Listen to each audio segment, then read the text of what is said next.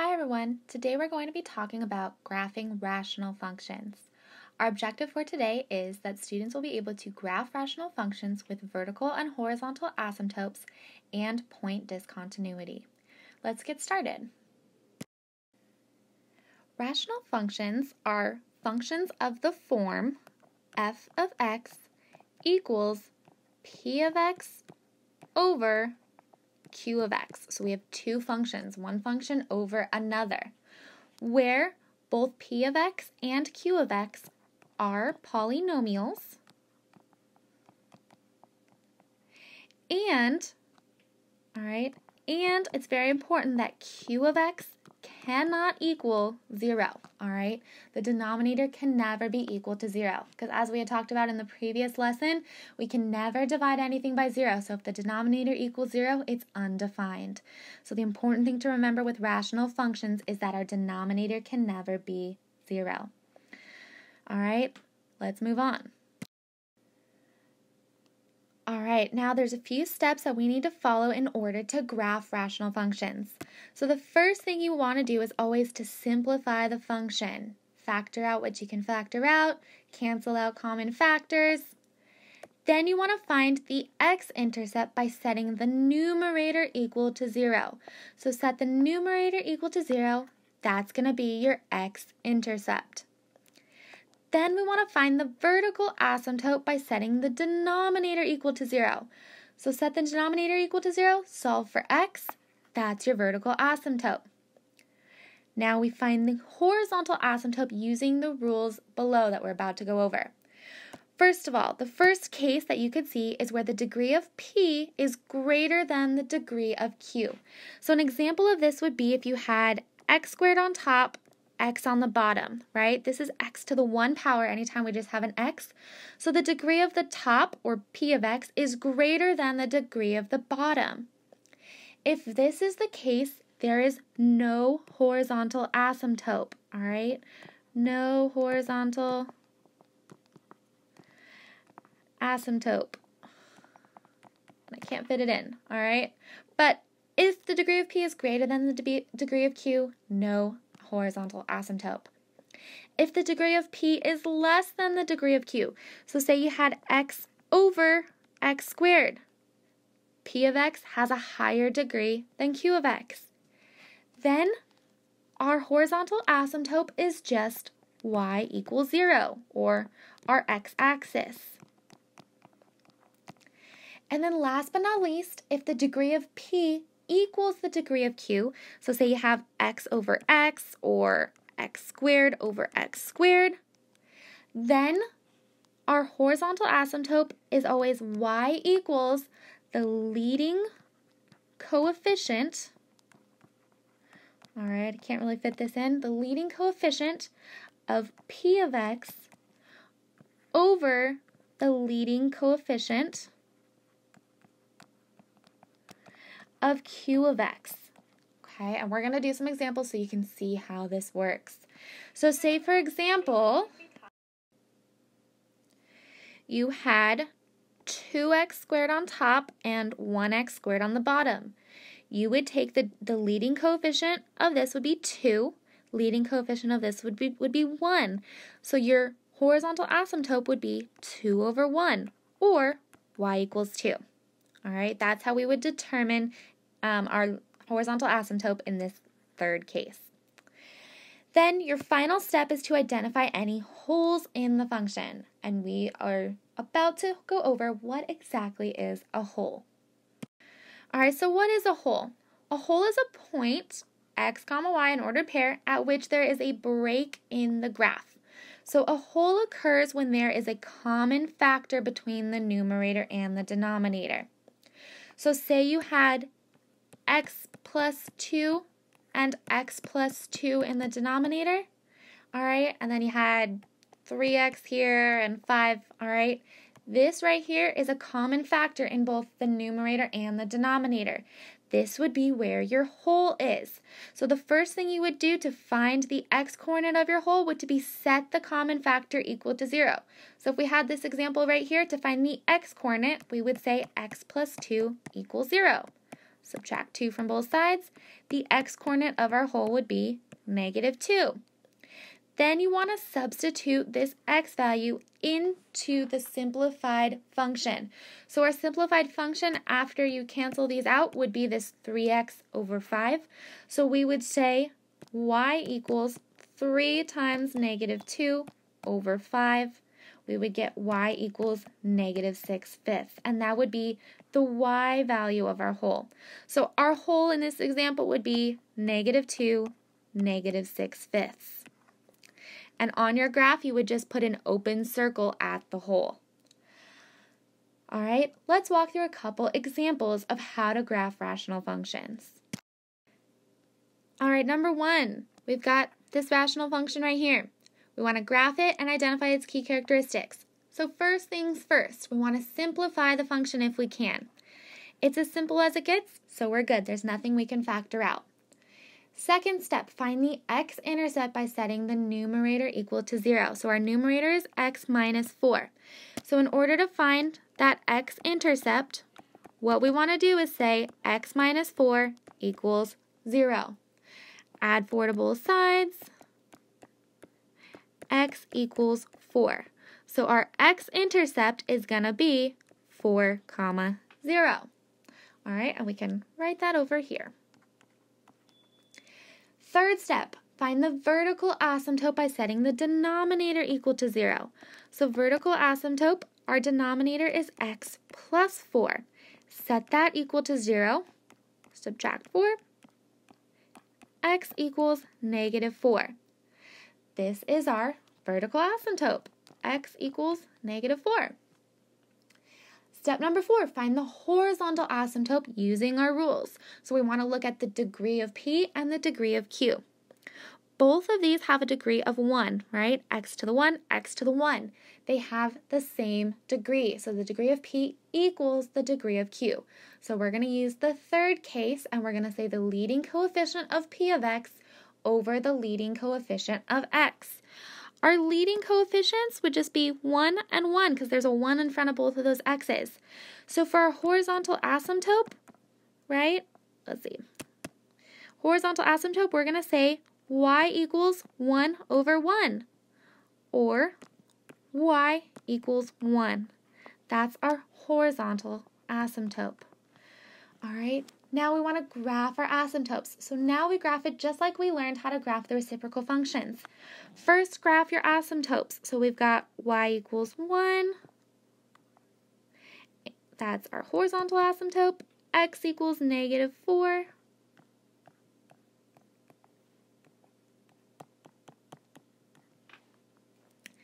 Now we don't have any holes because we don't have any common factors, right? There's nothing we can cancel out. So where it says hole, we would say none. Our domain is that it goes left to right forever in both directions, except it skips over x equals -4.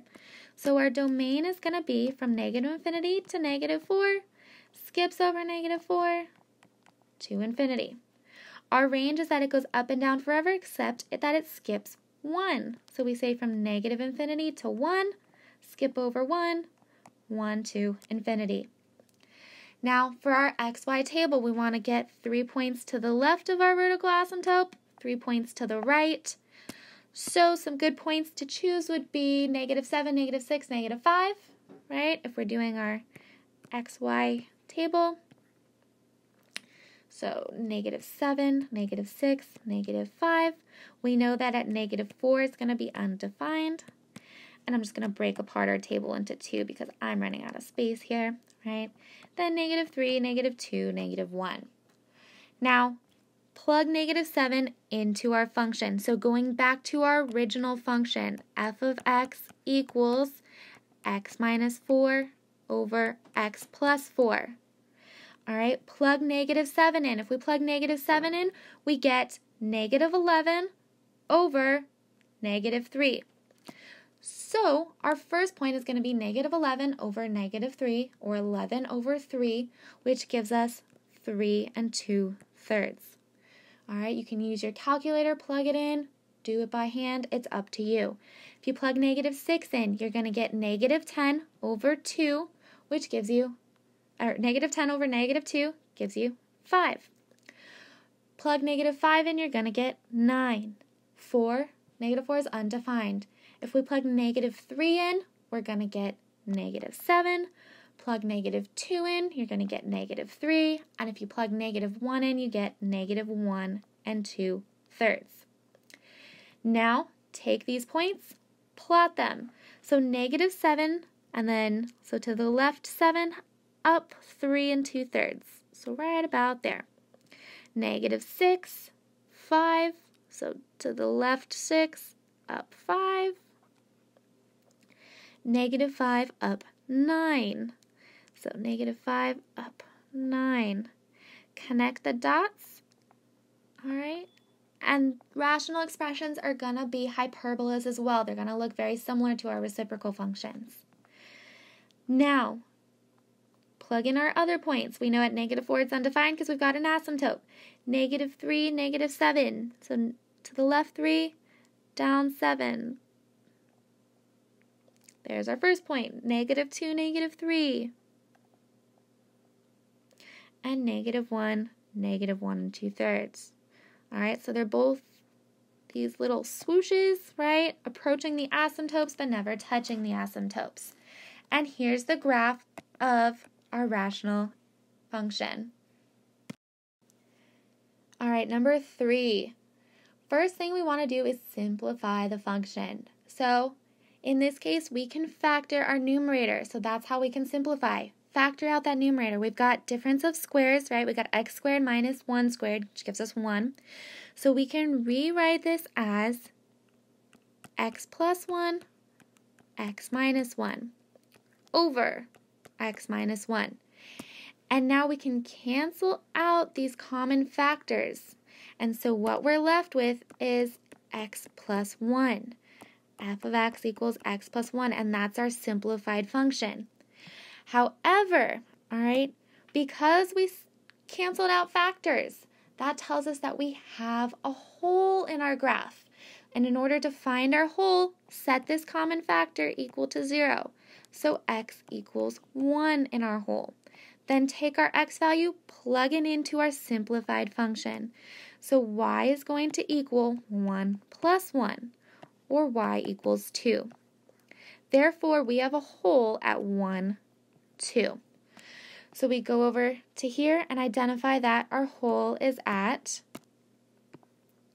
1, 2. Then, going back to here, all right, we simplified the function. That's step number 1. Step number 2, find the x-intercept by setting the numerator equal to 0. All right, now, we don't have, all right, we do have an x-intercept here. We can find the x-intercept. Set it equal to 0. We want to know, what does x equal when y equals 0? Because it's no longer a rational function. Now it's just a linear function. It's f of x equals x plus 1, or y equals x plus 1. All right, it's a linear function like y equals mx plus b. All right, in order to find the x-intercept, set y equal to 0, solve for x. Subtract 1 from both sides, x equals negative 1. So our x-intercept is negative 1, 0. So go over here, write that our x-intercept is negative 1, 0. There's no asymptotes because it's no longer a rational function. All right, and now we can see that, all right, before we do our domain and range, I want you to graph it because it's no longer a rational function. We can't use the rules that we had been talking about previously. If we go back to this linear function right here, we want to graph it. Graph it just like you would graph y equals x plus 1. So plus 1 is our starting point, our y-intercept. Then we're going to go up 1 over 1, up 1 over 1, up 1 over 1 because our slope is 1. Down 1 over 1, down 1 over 1. All right. But we also have to remember that we have a hole, and our hole is at 1, 2.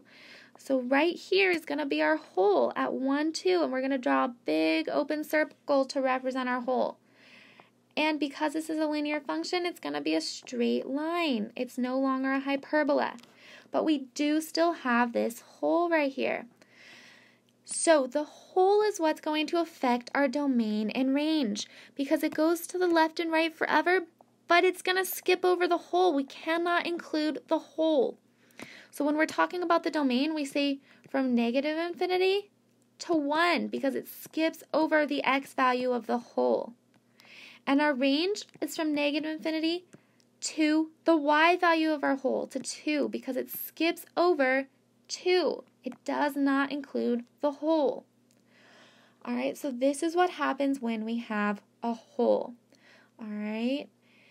Remember, if you have any questions on this, please raise your hand, call me over so I can help you. Otherwise, let's move on to our final example.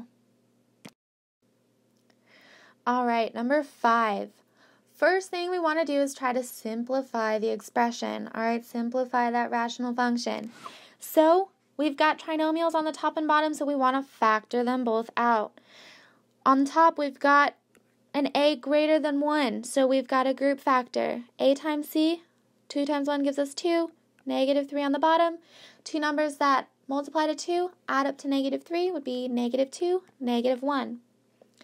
Then we're going to say our first term, 2x squared, minus 2x, minus 1x, plus 1, cut it in half. GCF of the first half is 2x. We're left with x minus 1.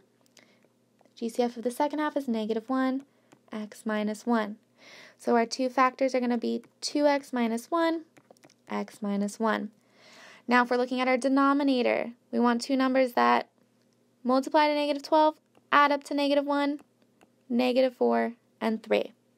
So if we want to rewrite this function, this rational function, we want to rewrite it as f of x equals our numerator, which is 2x minus 1, x minus 1, over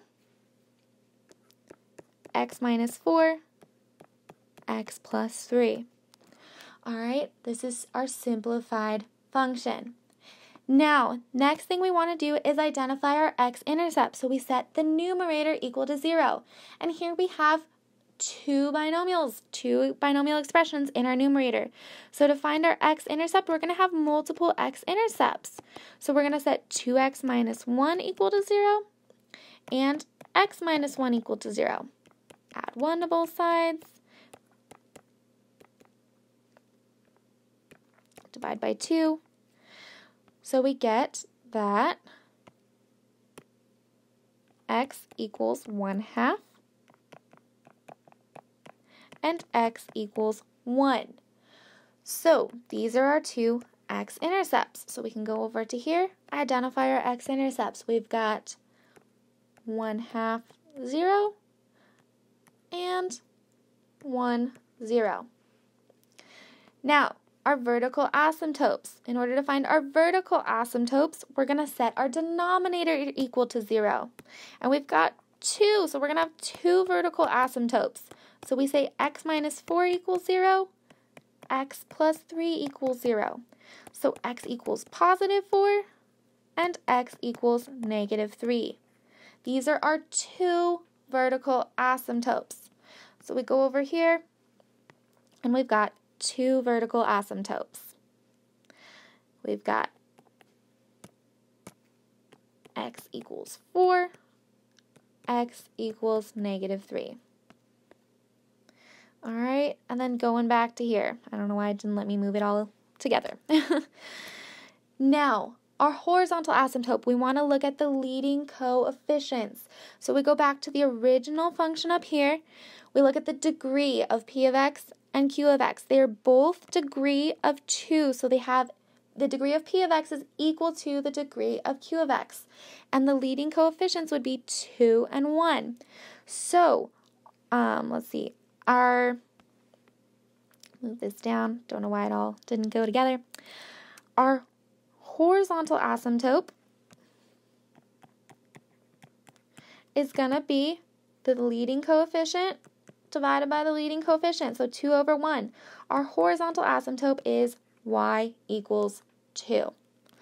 So we come over here and identify our horizontal asymptote, y equals 2. There are no holes here because we do not have any common terms that cancel out. So we would say none on the whole line. And then our domain is going to be a little tricky on this one, so I'm going to wait to do our domain and range because I want you to see the graph first. All right, so first things first, draw your asymptotes in. We've got y equals 2 is our horizontal asymptote, and our vertical asymptote is x equals 4. And x equals -3.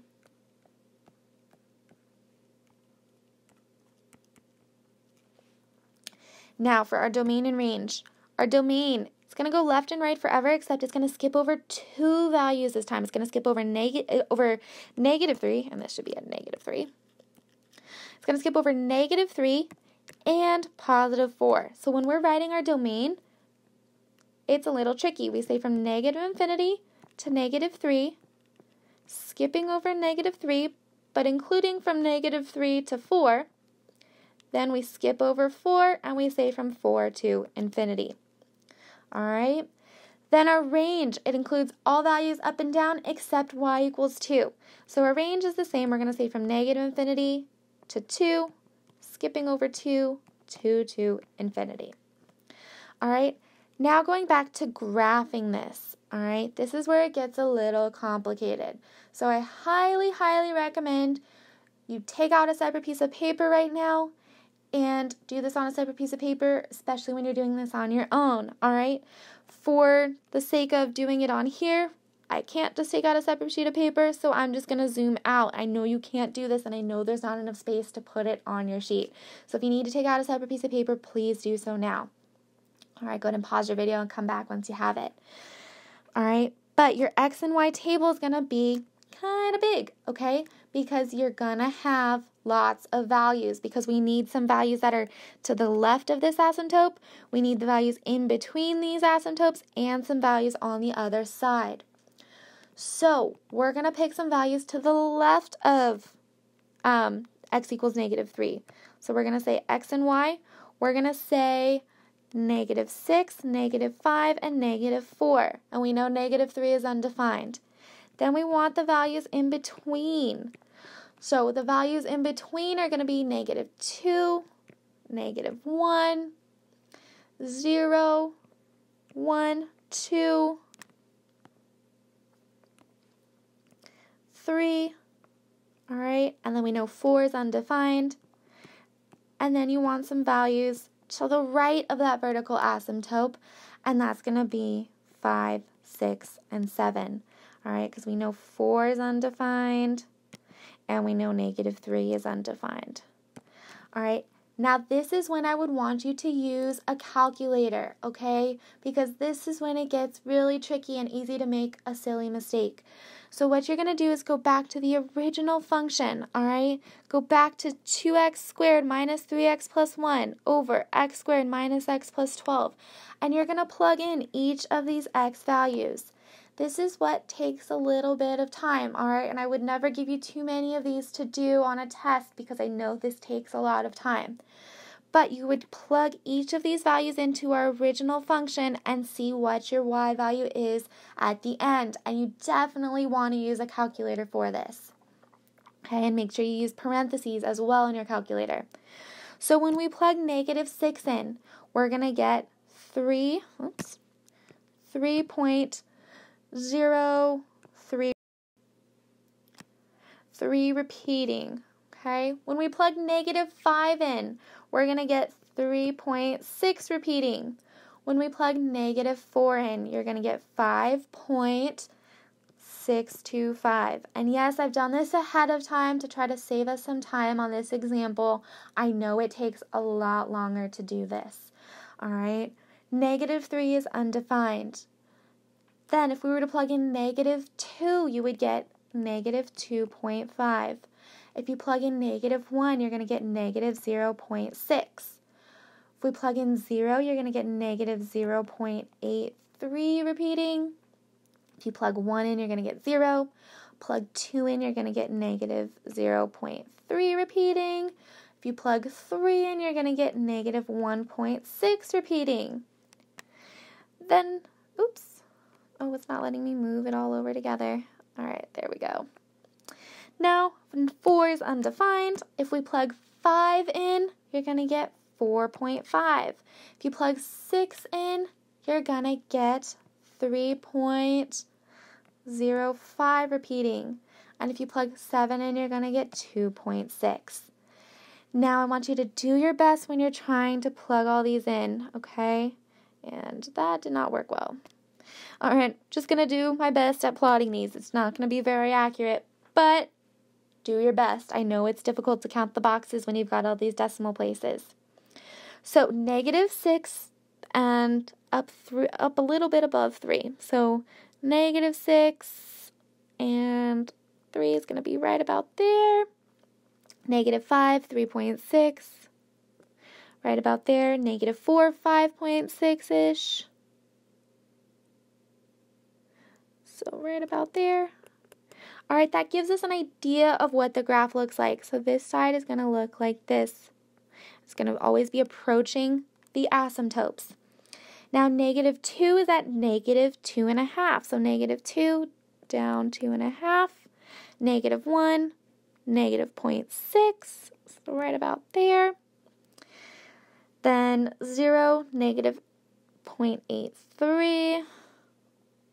So right about there. 1, let's see, 1 is at 0. Let's see, how does this work?